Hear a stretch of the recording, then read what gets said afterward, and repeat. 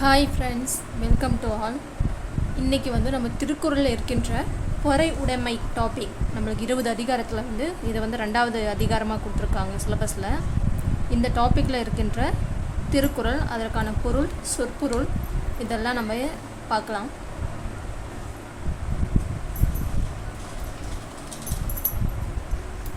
இந்த பொறை உடைமை டாபிக் இல்லறவியல். இயல் எதுன்னு பார்த்தீங்கன்னா இல்லறவியல். இது நம்மளுக்கு எத்தனாவது அதிகாரம்னா 133 திருக்குறள் அதிகாரத்தில் 16வது அதிகாரம். பொறை உடைமை அப்படின்னா என்னன்னு பார்த்தீங்கன்னா, பிறர் செய்யும் துன்பங்களை பொறுத்து கொள்ளுதல். பிறர் செய்யும் துன்பங்களை மற்றவங்களுக்கு என்ன கஷ்டம் கொடுத்தாலும் அதை நம்ம பொறுமையாக இருக்கிறத தான் பிறர் செய்யும் துன்பங்களை பொறுத்தல். ஃபஸ்ட்டு திருக்குறள், அகழ்வாரை தாங்கும் நிலம் போல தம்மை இகழ்வார் பொறுத்தல் தலை. இதில் இருக்கின்ற சொற்பொருள் பாருங்கள். அகழ்வாரை அப்படின்னா தோண்டுபவரை, இகழ்வார் அப்படின்னா இழிவுபடுத்துவோர், தலை அப்படின்னா சிறந்த பண்பு. இதற்கான பொருள் பாருங்கள். நிலமானது தன்னை தோண்டுபவரையும் தாங்குவது போல நம்மை இழிவுபடுத்துவோரையும் நாம் பொறுத்து கொள்வதே சிறந்த பண்பு. இப்போது நிலத்தில் ஏதாவது நம்ம வேலை எதை பார்க்கும்போது அதை நம்ம மண்ணை தோன்றோம். அப்போ நம்மளுக்கு அந்த நிலம் ஏதாவது நம்மளை சொல்லுதா? எதுவும் இல்லை. அது பொறுமையாக இருக்குது. நம்ம என்ன கஷ்டம் கொடுத்தாலும் அந்த நிலமானது எப்படி இருக்குன்னா பொறுத்து கொண்டு அமைதியாக இருக்குது. அதுபோல் நம்மளை கஷ்டப்படுத்துகிறவங்களையும் நம்மளை தப்பாக பேசுகிறவங்களையும் நாம் அமைதியாக பொறுத்து கொள்வது தான் ஒரு சிறந்த பண்பு அப்படின்றத இந்த திருக்குறளில் சொல்கிறாங்க. நிலத்தையும் மக்களையும் இதில் பொருத்தி பார்த்து இதில் நம்மளுக்கு இதில் பொருள் கொடுத்துருக்காங்க. ரெண்டாவது இதில் பாருங்கள், அகழ்வாரை தாங்கும் நிலம் போல தம்மை இகழ்வார் பொறுத்தல் தலை. இதில் இருக்கின்ற அணி என்னன்னு பார்த்தீங்கன்னா உவமை அணி. இதில் திருக்குறளில் என்ன பொருள் உணர்த்துதுன்னு கேட்பாங்க. திருக்குறளில் இதில் சொற்பொருள் ஏதாவது கேட்பாங்க. அணி என்னன்னு கேட்கலாம். திருக்குறளை நிறைவு செய்கிற மாதிரி அகழ்வாரை தாங்கும் அப்படின்னு கொடுத்துட்டு டேஷ் தம்மை இகழ்வார் பொறுத்தல் தலை, இங்கே என்ன வரும் அப்படின்ற மாதிரியும் கேட்கலாம். அகழ்வாரை தாங்கும் நிலம் போல தம்மை இகழ்வார் பொறுத்தல் தலை பயின்று வந்துள்ள அணி என்ன அணி? உவமை அணி. அடுத்தது 2வது திருக்குறள், பொறுத்தல் இறப்பினை என்றும் அதனை மறத்தல் அதனினும் நன்று. பொறுத்தல் இறப்பினை என்றும் அதனை மறத்தல் அதனினும் நன்று. இதில் இருக்கின்ற சொற்பொருள் பாருங்கள். பொறுத்தல் அப்படின்னா பொறுத்து கொள்ளுதல். இறப்பினை அப்படின்னா பிறர் செய்த துன்பத்தை. அதாவது இதில் இருக்கின்ற பொருள், பிறர் செய்யும் துன்பத்தை ஒருவர் பொறுத்து கொள்ளுதல் சிறந்தது. அதனை விட சிறந்தது அத்துன்பத்தை மறந்துவிடல். இதில் மற்றவங்க நம்மளுக்கு என்ன கஷ்டம் கொடுத்தாலும் எவ்வளோ காயப்படுத்தினாலும் அதை பொறுத்து கொள்வது நல்லது தான், சிறந்த பண்பு தான். ஆனால் அதை விட மேலானது எதுன்னு பார்த்தீங்கன்னா, அவங்க செஞ்ச நம்மளுக்கு கஷ்டத்தை துன்பத்தை நம்ம மறந்துடணும். அதுதான் பொறுத்து கொள்றதை விட சிறந்த பண்பு மறந்து விடுறது தான் அப்படின்றது தான் சொல்லியிருக்காங்க. 3வது திருக்குறள், இன்மையுள் இன்மை விருந்தொறல் வன்மையுள் வன்மை மடவார் பொறை. இதில் இருக்கின்ற சொற்பொருள் பாருங்கள். இன்மை அப்படின்னா வறுமை, ஓரால் அப்படின்னா தவிர்த்தல், மடவார் அப்படின்னா அறிவற்றார். மடவார் அப்படின்னா அறிவற்றார். இதில் இருக்கின்ற பொருள் பார்க்கலாம் பாருங்க. விருந்தினரை வரவேற்க இயலாது தவிர்க்கும் நிலை வறுமையுள் கொடிய வறுமையாகும். அதுபோல அறிவற்றார் செய்யும் தீங்குகளை பொறுத்து கொள்ளுதல் வலிமையுள் சிறந்த வலிமையாகும். விருந்தினர்னா நம்மளுக்கு யாராவது நம்ம வீட்டுக்கு சொந்தக்காரங்க வராங்கன்னா அவங்கள கவனிக்க முடியாத நிலைமை, அவ்வளோ வறுமையில் நம்ம இருக்கும்போது அதுதான் அந்த வறுமை தான் கொடிய வறுமை. வறுமையிலும் ரொம்ப கொடுமையான வறுமை என்னன்னா, நம்ம சொந்தக்காரங்களை அவங்கள அழைச்சி அவங்களுக்கான சாப்பாடு அந்த மாதிரி எதுவுமே நம்ம பண்ண முடியாத நிலைமையில் இருக்கிறது தான் கொடிய வறுமை. அதுபோல் அறிவற்றார் யாருன்னா மடவார். அறிவற்றார் செய்யும், அறிவு இல்லாதவங்க செய்கிற தீமையை நம்ம பொறுத்து கொள்ளுறது தான் ஒரு சிறந்த வலிமை, நம்மளுக்கு இருக்கின்ற பழமே அது மாதிரி தான் அப்படின்றத வந்து தான் சொல்லியிருக்காங்க. இந்த இன்மையுள் இன்மை விருந்தொரன் வன்மையுள் வன்மை மடவார் பொறை. இந்த திருக்குறளில் வந்து பயின்று வந்துள்ள அணி என்னன்னு பார்த்தீங்கன்னா எடுத்துக்காட்டு உவமை அணி. அகழ்வாரை தாங்கும் நிலம் போல அந்த திருக்குறளில் வருகின்ற அணி வந்து பார்த்திங்கன்னா உவமை அணி. இதில் வந்து இன்மையுள் இன்மை இந்த திருக்குறளில் வருகின்ற அணின்னு பார்த்திங்கன்னா எடுத்துக்காட்டு உவமை அணி. அடுத்தது 4வது திருக்குறள்.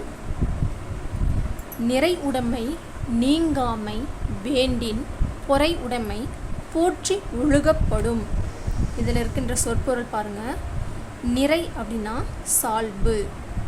இதில் இருக்கின்ற பொருள் நற்குணங்கள் நம்மை விட்டு நீங்காதிருக்க வேண்டுமானால் பொறுமையை நாம் போற்றி கடைப்பிடித்தல் வேண்டும். நம்மக்கிட்ட இருக்கின்ற நல்ல குணங்கள் வந்து நம்ம கிட்ட இருந்து போகாமல் இருக்கணும்னா நம்ம வந்து பொறுமையாக இருக்கிறது தான் வந்து நம்ம நல்ல குணங்களை வந்து காப்பாற்றுறதுக்கான ஒரே வழி அப்படின்றத சொல்கிறாங்க. அடுத்தது 5வது திருக்குறள். ஒருத்தாரை ஒன்றாக வையாரே வைப்பர் பொறுத்தாரை பொன்போர் பொதிந்து. இதில் இருக்கின்ற சொற்பொருள் பாருங்கள். ஒருத்தாரை அப்படின்னா தண்டித்தவரை, ஒன்றாக அப்படின்னா ஒரு பொருட்டாக, பொதிந்து அப்படின்னா வைப்பர், அதாவது வைப்பர்னா மனதுள் வைத்து கொள்வார், பொதிந்து வைப்பர் அப்படின்னா மனதுள் வைத்து கொள்வார்.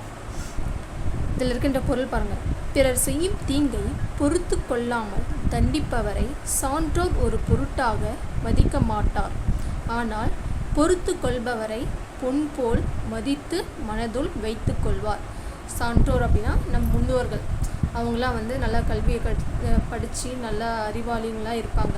அவங்கள தான் வந்து நம்ம சான்றோர்கள் நம்மளுக்கு நிறைய சொல்லி கொடுத்துட்டு போயிருக்காங்க. அவங்களாம் வந்து ஒருத்தர் நம்மளுக்கு வந்து ஏதாவது தீங்கு செஞ்சிட்டாங்கன்னா, துன்பம் கொடுத்தாங்கன்னா, அதை நம்மளால் பொறுத்துக்கவே முடியலன்னு சொல்லிட்டு அவங்கள திரும்பி அவங்களுக்கான பதிலடி நம்ம கொடுத்துட்டோன்னா அவங்கள வந்து சான்றோர்கள் வந்து ஒரு பொருட்டாகவே கருத மாட்டாங்களாம். ஆனால் அவங்க செஞ்ச தீமையை வந்து அவங்க வந்து என்னென்னா பண்ணிக்கிட்டோம், நம்ம பொறுமையாக இருக்கலாம் அப்படின்னு சொல்லிட்டு பொறுமையாக இருக்கவங்கள வந்து ஒரு பொன்போல்னால் ஒரு தங்கத்துக்கு நம்ம மதிப்பு கொடுக்குறோம்ல, அந்த மாதிரி நம்மளுக்கு அவங்க மதிப்பு கொடுத்து அவங்க மனசில் எப்பயுமே வச்சுப்பாங்க அப்படின்றத வந்து சொல்கிறாங்க. அடுத்தது 6வது திருக்குறள். ஒருத்தார் கொருநாளை இன்பம் பொறுத்தாருக்கு பொன்றும் துணையும் புகழ். இதில் இருக்கின்ற சொற்பொருள் பாருங்கள். பொன்றும் துணையும் அப்படின்னா உலகம் உள்ளவரை. பொன்றும் துணையும் அப்படின்னா உலகம் உள்ளவரை. பொருள் பாருங்கள்.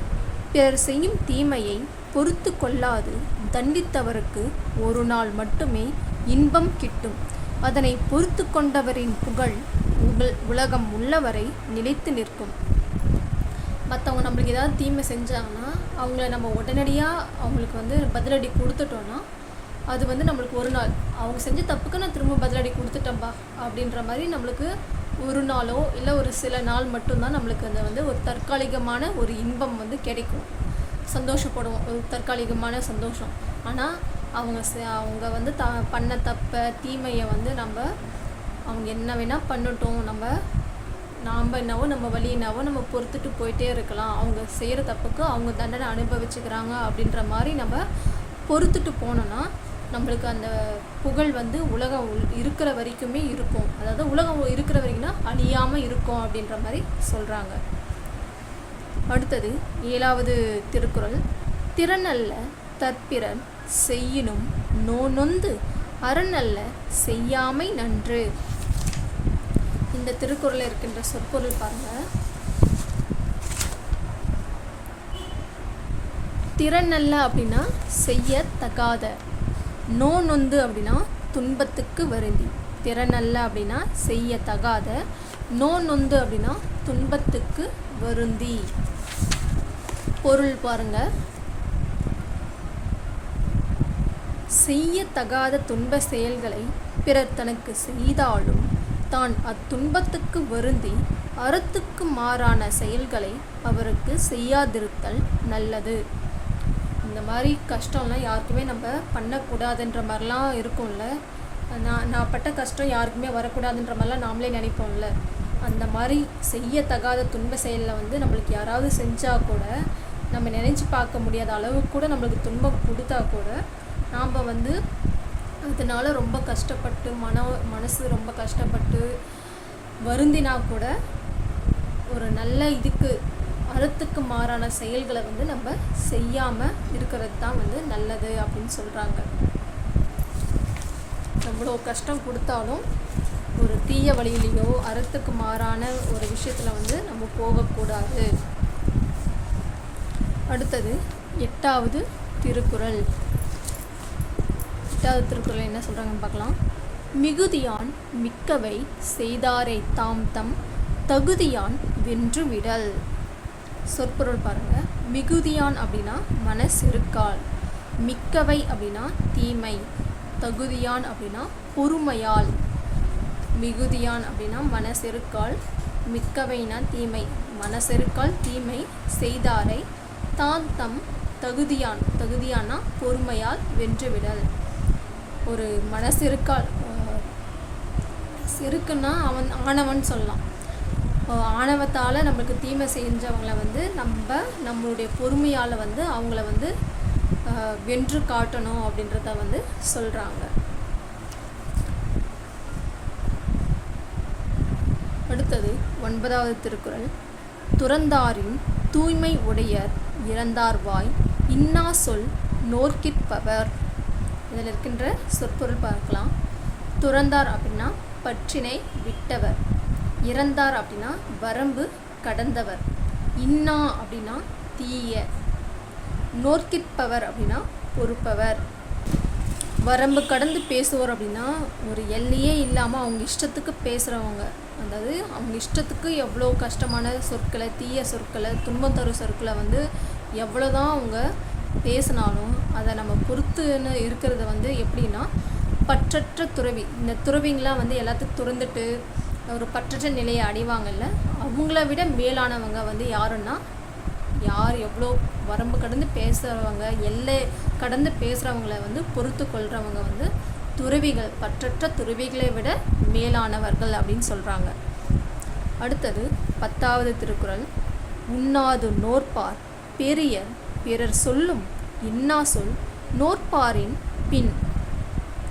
இதில் இருக்கின்ற சொற்பொருள் பாருங்கள். நோற்பார் அப்படின்னா நோன்பு மேற்கொள்பவர், இன்னா சொல் அப்படின்னா தீய சொல். இன்னா சொல்னா தீய சொல், நோற்பார்னா நோன்பு மேற்கொள்பவர். பொருள் பாருங்கள். உண்ணா நோன்பு மேற்கொள்ளும் பெரியவர்களை விட தம்மை இகழ்வோரின் தீய சொற்களை பொறுத்து கொள்பவரே மேலானவர். உண்ணா நோன்புனா சாப்பிடாம விரதம் இருந்து அப்படிலாம் இருப்பாங்கள்ல, கடவுளுக்காக இல்லை ஒரு பற்றினால் வந்து சாப்பிடாம ஒரு நோன்பு மேற்கொள்கிறவங்க வந்து அவங்கள விட யார் பெரியவங்கன்னு பார்த்தீங்கன்னா நம்மளை வந்து இகழ்ந்து பேசுகிறவங்க, தீய சொற்கள் பேசுகிறவங்க, வரம்பு கடந்து பேசுகிறவங்கள வந்து அவங்கள பொறுத்து கொள்பவர்கள் தான் வந்து மேலானவர். பொறுத்து கொள்ளுதல் வந்து உண்ணா நோன்பு இருக்கிறவங்கள விட மேலான ஒரு செயல் அப்படின்னு சொல்லிட்டு இந்த திருக்குறளில் ஒப்பிட்டு சொல்கிறாங்க.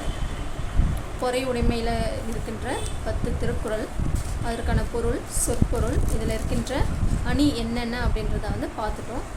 மீண்டும் அடுத்த வீடியோவில் சந்திப்போம். பாய் ஆஃபீஸர்ஸ்.